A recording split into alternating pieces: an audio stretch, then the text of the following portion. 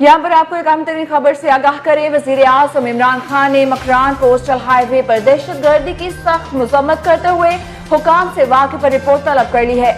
मज़ीद तफसीलात जानते हैं इस रिपोर्ट में। वजीर आजम इमरान खान ने अपने बयान में कहा कि मकरान कोस्टल हाईवे के वाक़े में बेगुनाह अफराद को निशाना बनाया गया है। मुलव्विस अफराद को कैफी किरदार तक पहुँचाने के लिए हर मुमकिन इक़दाम किए जाएंगे।